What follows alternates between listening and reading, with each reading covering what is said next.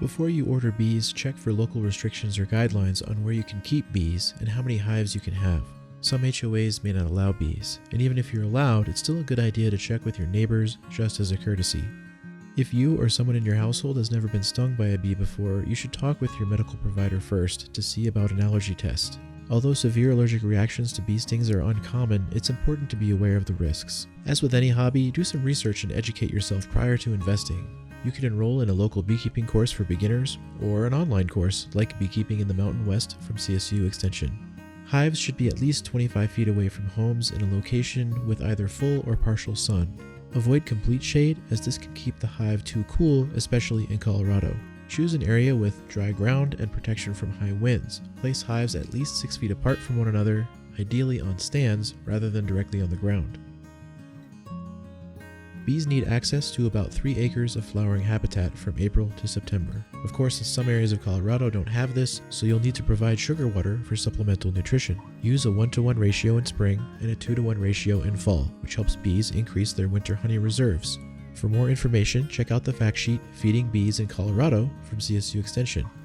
If possible, you should source your bees from a reputable local beekeeping supplier. They can offer recommendations on the types of bees and hive that may work well in your area. Farmers markets can also be a great place to meet local beekeepers and ask questions about where they get their supplies. If you don't have a supplier in your area, you can always order bees online. The basic equipment needed to start beekeeping includes a hive box and frames, smoker, feeder, a hive tool, sting-resistant gloves, and a veil and beekeeping suit. Depending on the species you choose, you may not always need a full suit once you get comfortable working with bees, but it's a good idea to have one just in case. Alright, once your hive is installed, keep an eye out for honey robbers like ants, mice, raccoons, and even bears. If you live in an area with bears, contact the Colorado Parks and Wildlife Office for advice on how to keep bears from damaging your hives. It's also important to check your hives after extreme weather, including high winds or heavy snowfall.